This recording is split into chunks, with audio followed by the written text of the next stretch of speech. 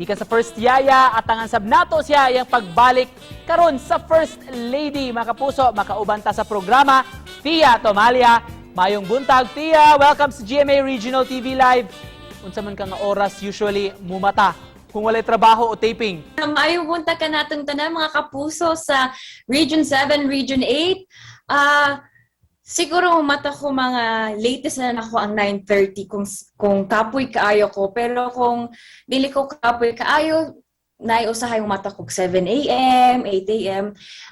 Every day is different because every day goes into a different way. But wa kayo ko'y plan kung unsa gud kong mata ay when I get to rest, I really rest. So mauna.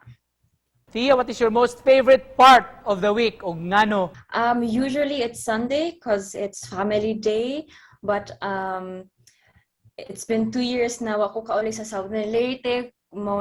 Super miss na ako akong mom and dad, but I always remember what my mom told me that every Sunday we pray and we go to church, but since it's pandemic, I can't go to the church, but I try my best to pray at home or wherever I am. Every Sunday akong favorite day of the week kay mo may ang family day and dakain kayo kong ninot nga memories as family days.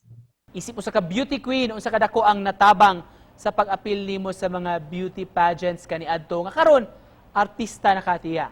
Ang dako kay siya tapang nako kay ning build good akong confidence as a beauty queen and ning dalag yun siya nako as an actress and dakain kay ko na learn when I was a beauty queen, dako kayong growth sa akong self-love, sa akong self-respect and hangtod karon dala-dala na ako na siya.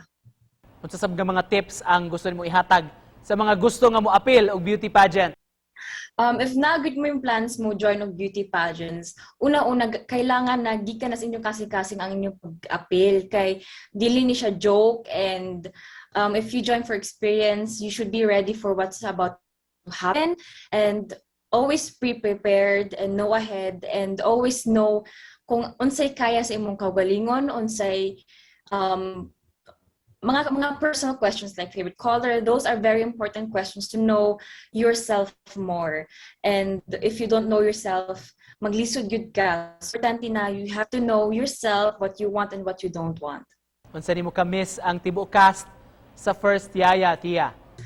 Super na miss na ko sila nung nag-stop kami. But I'm happy that we're working again together and we are experiencing life together again. We're growing together. So super happy ako and I enjoy this journey very much.